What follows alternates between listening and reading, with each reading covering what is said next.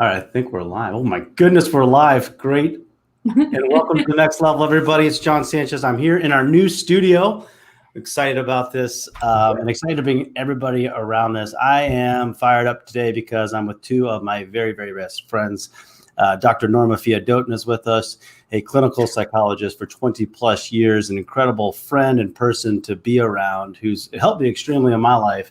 Has been also a coach and coaches for the Institute, as well as Lacey, who's been a great friend, and she's a part of our development team here at the Institute, a coach trained at the College of Executive Coaching, as well as Georgetown. And Norma has been trained and CTI to the Coaches Training Institute, both ICF certified coaches.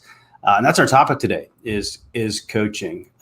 When I first started starting Team Performance Institute years ago, I was hopping from city to city and working with C-level executives, CEOs, and I found consistently that each of these great executives had coaches. There were people on their team or that had been around them that were working closely with them on a day-to-day to help them in leadership and help them in development. And it was all new to me. I was like, what?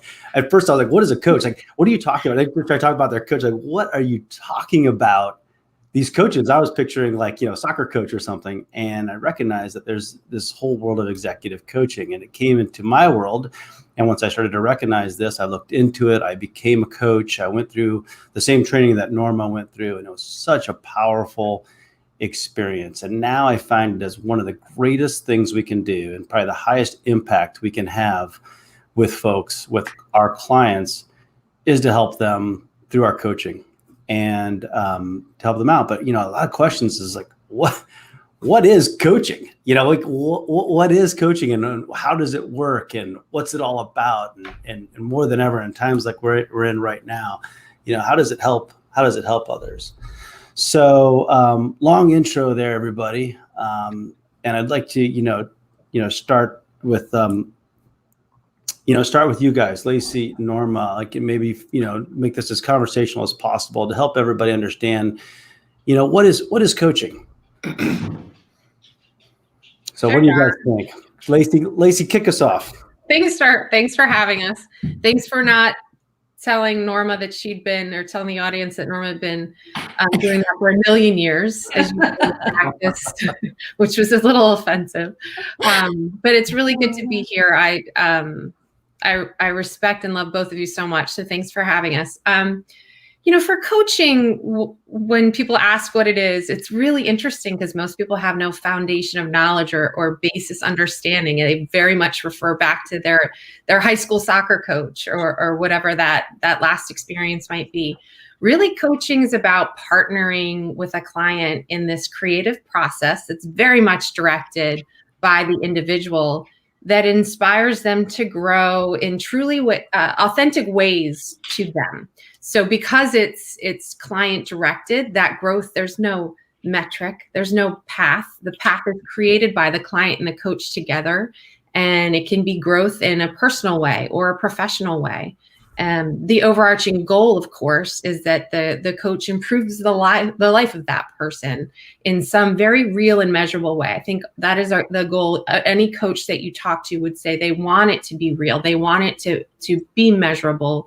They want to make that difference in that person's life. And that's pretty much why we do it. We're all committed to that authentic growth for our clients. Norma, is there anything that I'm missing in that foundational explanation? It's fantastic. Fantastic. That's perfect. And thanks, John, for having me on. I love being here with with two of my favorite people. The definition, some to add to that definition, Lacey, is what my clients often will say is it's a gift they give to themselves. With our busy lives, very few people have the time or take the time to just sit and reflect, gain self-awareness, be more conscious about their perspectives.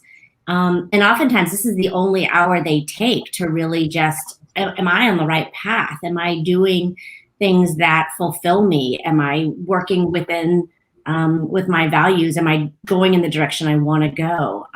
What's stopping me, and how do I work on those things?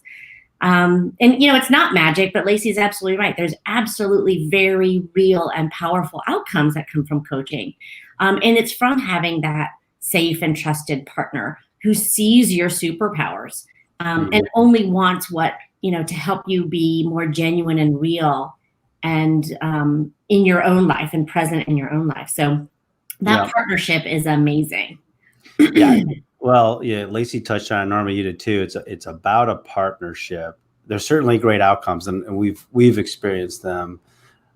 Lacey, you touched on something with your comments around it being client directed. Like, what does that mean? Like, how does that work? I mean, how does that work? From in a coaching environment, when we say it's client directed, what does that mean?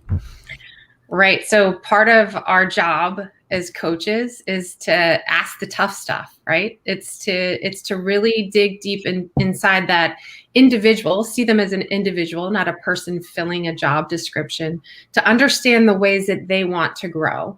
So perhaps, in an office environment, let's say there are some wickets that somebody needs to achieve to get to the next role that is in that path. But what if their path feels different to them? What if they're imagining a different next stop on their journey? And I think that's part of creating that authenticity in that partnership, is to understand those values and what is meaningful to that individual, so that they can plan a growth that means something to them. They might not want that next stop. They might want 2 stops up, or they might want to diverge their path a little bit. But by making it a very personal and authentic way of growing, either in a personal or professional, environment, that means more to that individual. And that's why we want it to be in accordance with that client directed nature of the progression.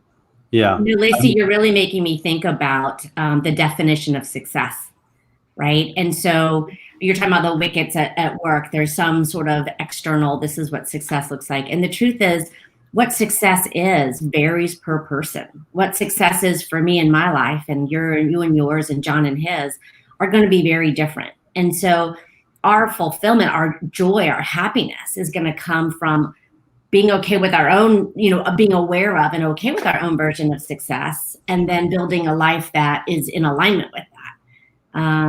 And like you said, sometimes that's going to be a different path than they thought it was originally, or different than what others wanted for them. But that's that partnership, that authenticity is what's right for you in your life.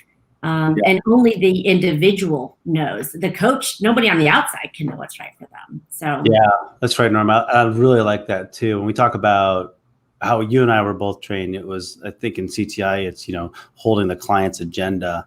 Some people look to coaching or look to the Institute here as like a place where we will tell you like how to do your job or how to do better. Clearly it's not one of those things that we're like, it's not coach directed, it's client directed. We feel that our clients that are going through this are all whole, and they are able to come up with the answers themselves. We're help direct them through that. Norma, you mentioned too in the power of slowing down or having that hour.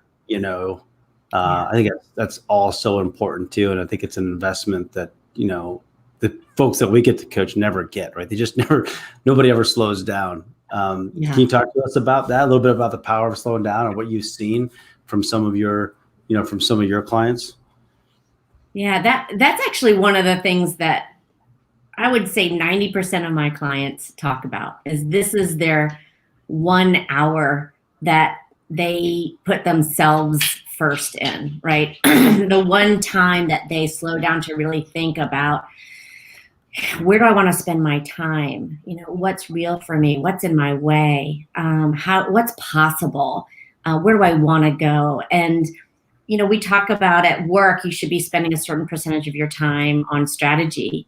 But people don't put that time for themselves in their own strategy, in their own life strategy.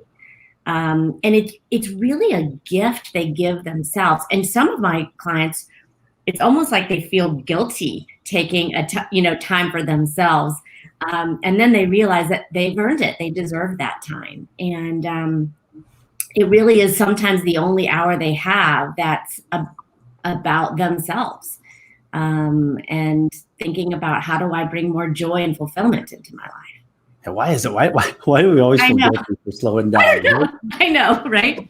It's crazy. Talked about what coaching is. Maybe talk about what it's not. Like what is can we define coaching from the other side? If you want to handle that question. What's it not? Well, one of the things about what it's not is it's not a place to go if you just want to vent, rant, or stay stuck. I mean, it's just really not. Like if you're telling a story that isn't like moving you forward or helping you understand something in a better perspective, and you're just venting and ranting and you're not moving anywhere, the coach is likely to interrupt you and ask you a great question that deepens your understanding of that. Like, well, why is this important? Or what is this story telling you? Because they're not going to let you just rant and vent and stay stuck, because that's not what, people ultimately want. It's also kind of not therapy, right? Although one's history and experiences definitely informs coaching, as one's history, informs, your perspectives, your beliefs, your fears, your excitement, your enthusiasms. It isn't the focus of coaching, right? It's not therapy. It's not, a focus on mental illness. It's not a focus on your history. It's really about how do you bring all of this you into yourself and into your future.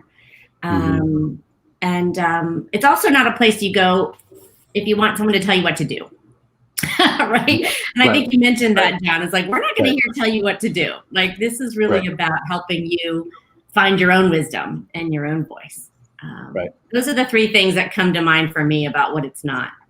I love that, Norma. First of all, the very clear distinction that it's not therapy. The way I like to think about it is, therapy is looking backwards and identifying maybe something that's happened in the past and understanding that effect.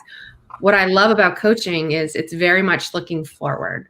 We're partnering together to look forward, look ahead in your life, your positive psychology, and all kinds of different tenets that we can bring into the practice. Very forward looking. It's not all about looking into the past. I also love the idea of coaching not being for people who are not willing to grow or be challenged a little bit. We definitely ask the tough stuff. That's our job, is to ask the tough questions. So if you don't want to put some time in, if you don't want to be challenged a little bit, and if you don't want to do the work in between sessions, because there will be a little bit of either, it might be a lens through which to view a problem a little differently. It might be, an action plan that you created for yourself. Whatever it is, there's very important things that happen between the time we spend together. And if you're not in for that, then coaching's definitely not for you. Right. I think that's a good point, Lacey. I think some of our clients really actually enjoy that aspect of it, is like, look, I want to be held accountable. I do want that challenge. I'm trying to make myself, trying to get better, but it's not something that I'm fully doing on my own, or I just haven't had that impetus to get it over that line. And it's just helpful. A lot of times it's seeing blind spots, right? Like, oh, so this is what's holding you back from that. Going back to your comment, this is what was best when I first started learning about coaching. I actually asked the question, like, what's the difference between therapy and coaching? And somebody told it to me really well. Actually, it's one of our coaches, Elliot, who said, okay, so therapy is like, you fall off your bike, right? You go to ride your bike, you fall off your bike, and the therapist is going to talk to you about all day long about how to get back on that bike, what happened, how we can deal with the accident. Coaching is getting on a bike, with your coach, side by side, riding bikes together and talking about the path, just discussing what's happening, what you're seeing, which road you want to take, which angle, going a certain path, deciding, how did that feel? What did that look like? And is that the path that you want to go in life? It's really, that just kind of set the stage for me. Like that. Yeah.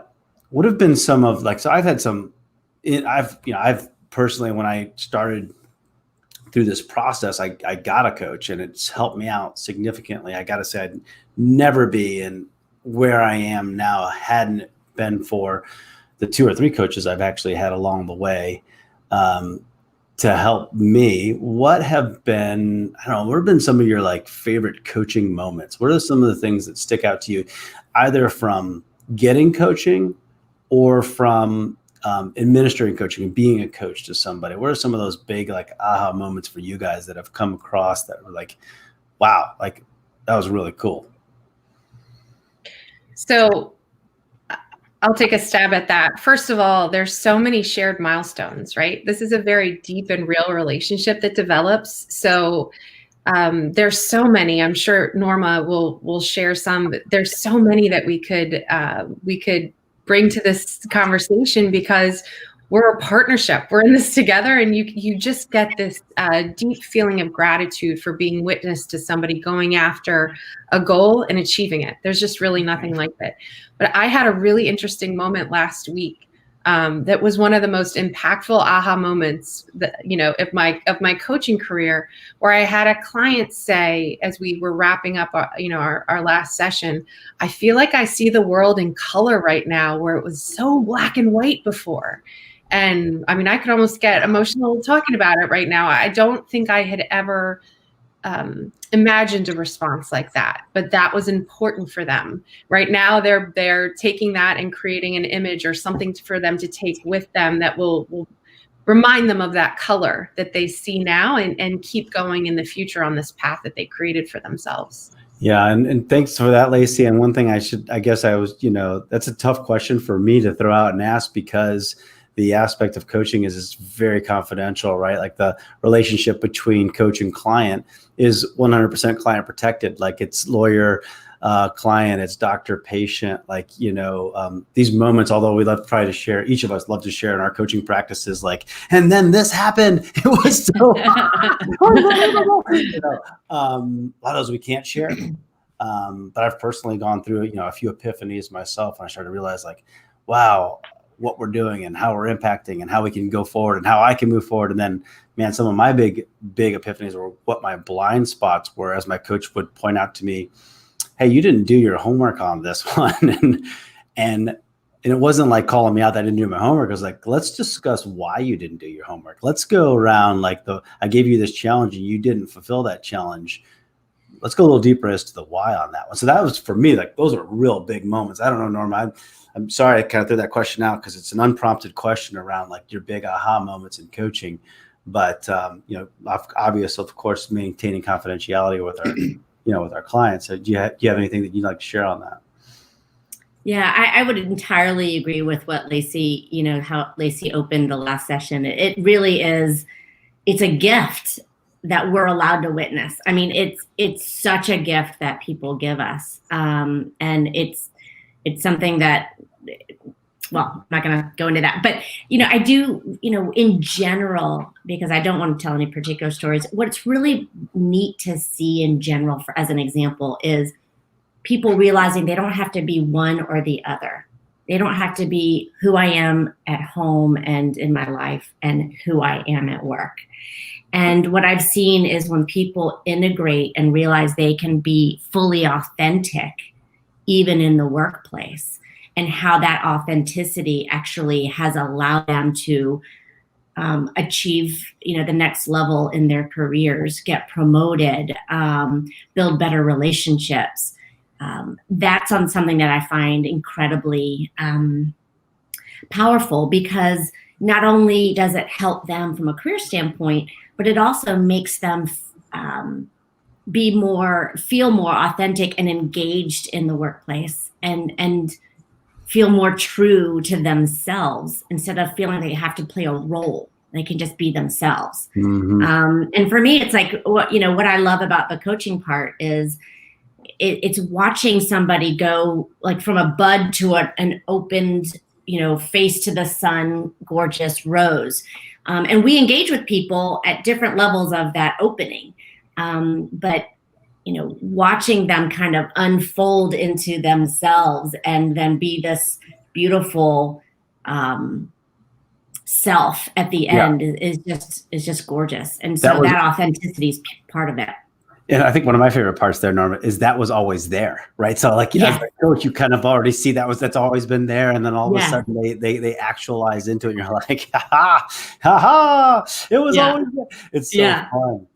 When you said that, it made me think about what I like to say when I'm working with clients is it aligns your values, what you say you value, with your actions and actually what you do. So time and time again, we'll say, hey, we value these things. And then day in and day out, week in and week out, we meet with our coach and say, here's what I've been doing. And the coach will say, well, are your values aligned with your actions? And once that alignment occurs, it's a better sense of fulfillment, life fulfillment, like you said. And I think you articulate it better than I around, hey, you're not just one person at home and one person at work, or it's hard to separate those things, especially right now.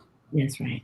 Yeah. Yeah. I think what you were mentioning about the values is, it's been about at least 5 years, I think. I did that exercise for myself. I was burnt out, working too much, doing too much, volunteering too much, and just burnt. Mm-hmm. And I sat down and did that values exercise, and then looked at all the things I was doing, and I culled it down. And I started saying no, and kind of right sizing my life to my values and my purpose.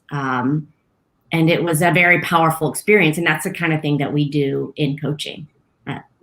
I'm just sitting here thinking of all the terms, like the description of the sun, and the fact that you just mentioned, that rose blooming into the sun, or the colors that, and I did ask permission from that client. She said I could mention that it was a military transition, and it was difficult for her to understand how to map those values to her path ahead. And those values became truly the colors that she described. And so I did ask her permission to share it, because I think I'd never heard it in such a visual way. But as I think about what you had just shared, Norma, and then this client, the client on our final session together had shared, you start to get an understanding for why we're in this, why we love what we do, love it. Why we love to be around people who are open to that kind of growth along the path that they determine. Yeah, very, very powerful. You've both coached significantly over this year, but over the years at the Institute as well. And I mean, I was thinking about the feedback that we've had from each of your coaching sessions has been just so strong. I know you hate me talking about this, but it's one of my favorite things to do is to go and check in with clients and say, how's it going? Are you getting what you want out of this coaching relationship? Is it working? Is there anything you want more from your coach? Anything, we want to shy away from, or is there a new direction to take? You guys have just crushed it. Thank you. We start with an assessment when we do coaching. Initially, I didn't. Initially, I just jumped into coaching with new clients. But we do an assessment now. You guys want to talk a little bit about how that's a helpful, starting point, and how we utilize our assessment. And I'll tell you, just to get everybody on the same page, it's a behavioral assessment that kind of looks at where you're standing right now in terms of your current position in leadership or in sales or in whatever industry you're in, and it kind of helps us get a head start on it. You guys want to talk a little bit about what it's like to start with a client, reading their assessment and kind of going through, I'm new to the system. I have no idea. I take this online assessment and I'm kind of walking in and I'm a little bit nervous. What is this going to be like for me? Sure. I can take a stab at that. So the great part of assessments is that for me, and Norma might echo this, it's as much about the individual's reaction to what the assessment said, and their beliefs in either the accuracy or how that might be showing up in their own life, as much as what the paper says. So I was just with a client, and I watched their reaction to it to understand what might fit into the path that they would plan ahead. So any assessment, and there's a variety that you can utilize for kind of the foundation of that coaching relationship. Any assessment can be helpful in that way. There's no pass or fail. There's no fitting in. It's more somebody saying, oh, yes. So I saw that I was maybe a little bit lower on my risk tolerance, and that's something that I would really like to work on. or I don't agree with that. I'm fine taking the risk. And then they start to describe an example of the environment that they're operating in. So for me, and I can't wait to hear, Norma's take on that. The assessment is incredibly valuable, but perhaps not in the exact way that you might think. Mm-hmm. I would echo everything that Lacey said. I don't know if I can add anything. Just it's an opportunity to do a very quick, get the client to really be reflecting on themselves, what fits, what doesn't fit, and what's important to them and what's not important to them. That gets you started. That's right. It's a great starting point. And then, so from assessment, we go into goals and objectives. We talk about what's important to them and how we can build out that. And then we go into the coaching process, which is, 6 months. And then we get into kind of the end, and maybe to help round out this discussion on coaching, as we finish up. You've been with these clients for like 6 months. You did the assessment. You talked about, their goals and objectives, and then you actively coached them. What have been some of, the outcomes or your favorite things that you've heard or seen as you are, coming towards completion with coaches? What are some of the things that you've seen along the way that, like Lacey's moment, where like all of a sudden, man, we can see it in color all of a sudden? I'll share with you one of mine. As I was completing with a client, they were kind of heartbroken that we only had like 1 or 2 sessions left, wanted to continue with more, but then found themselves months later in a promotion, and came back and found me and said, wouldn't have been possible, right? Wouldn't have been possible without, and it wasn't just coaching. It was like, it was their own process. I would like to say it wasn't me, but it was their specific things that we talked about on how they showed up and and who they were, and how much more comfortable they were like in that position. Mm-hmm. So I don't know if you guys can share outcomes or things that, you've seen with clients since they've left, or since they've, you've brought them through the completion phase. So with keeping confidentiality again, I would say there are moments where Norma and I probably get an email that describe just the update, the idea that this person would take time to say, hey, this is happening for me right now. Remember when? And they'll share a little bit about a conversation. Remember when I said I wanted to travel 2 weeks a year, and I wanted for it to be in this specific region, and I wanted a job where I was home more, because I learned through the pandemic that I actually like to be home more than I thought. Guess what just happened? And they'll send an update. I think those update emails, both the nature of the relationship that causes them to want to reach out, number one, that describes a little bit about the depth of the bonds that you form with a coach. But number two, I'm listening to them tell me about the realization of things that they shared with me that were just little seeds at the time, but that they basically, keeping with our plant analogy, they watered, they grew, they kept it going because it was authentic to them. I think those are the most gratifying outcomes that I have experienced in this position. And I think there is none that are greater than others, because you develop these relationships where you get to hear people really plan a way ahead that fits them. Yep. Norma? That is beautiful. That is absolutely, I'm not going to add anything to that. I just want to say the plant analogy. It's great. It's great. I mean, I couldn't add anything, but what I do want to just say is, like, what a gift. It's not only a gift that they give to themselves as coaching, but what a gift they give to us. What amazing it is that we get to partner with people and allowing and just supporting them as they go through that process. That couldn't, Lacey, I'm bowled away by that example. It's just so beautiful. And how you described it was authentic. It was their own seeds. It was, and they manifested it. I don't have anything to add. That's just awesome. It's totally Lacey. We always need totally more. Lacey. Yeah, love it. Love it. I ask, so we'll close out this little podcast on coaching, and I really appreciate your time, Norma and Lacey, on all this. Really, every time we get together, I end up smarter. I feel like I'm a better person, and I really appreciate each of you sincerely. What I always ask closing out on a podcast is if you could go back to your younger self, give yourself some advice.